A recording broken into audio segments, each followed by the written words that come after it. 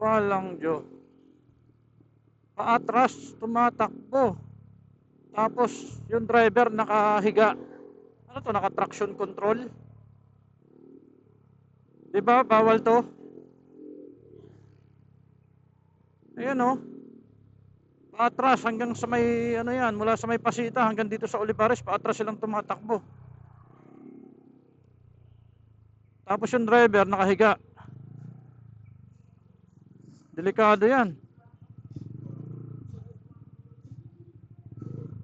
Ba't ganun?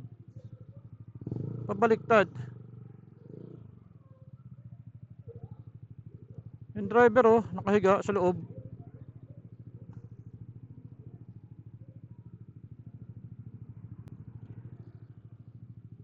Delikado itong ginagawa na ito.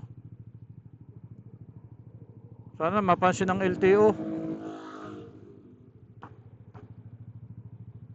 Galing no? Pero delikado. Kasi kahit walang driver pero may driver siya pero nakahiga sa loob. Hindi niya kinokontrol yung ano. May sariling control yung manibela. Naka-traction control pala to. Lupit naman ng truck na to.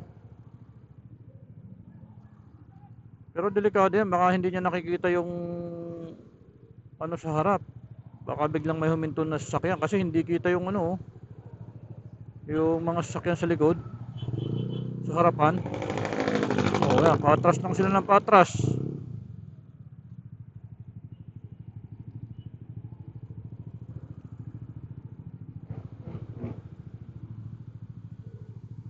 RH Fortune Transport Builders Corporation. Taga Sabang pala to, sa Lipa.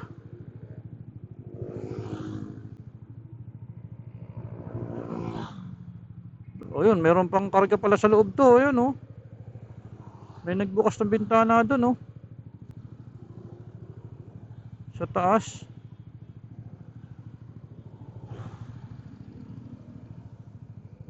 Anong nangyari dito? Ba't pa atras ang takbo?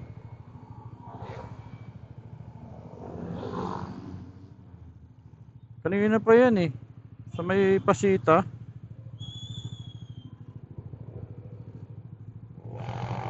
Siguro puro computerized yung loob niyan. Kaya nakikita yung mga sasakyan sa likod. Galing.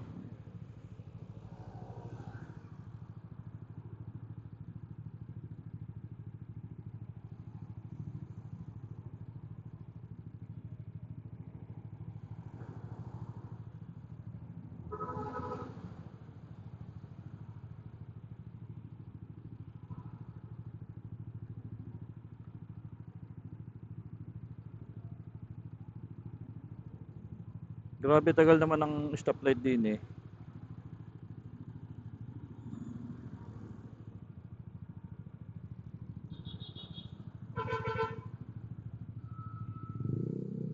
So ito na naman guys.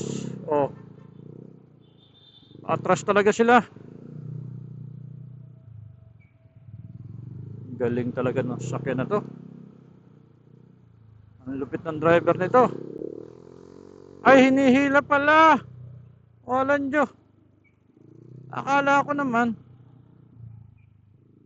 may traction control. Akala ko ano, naka self-driving.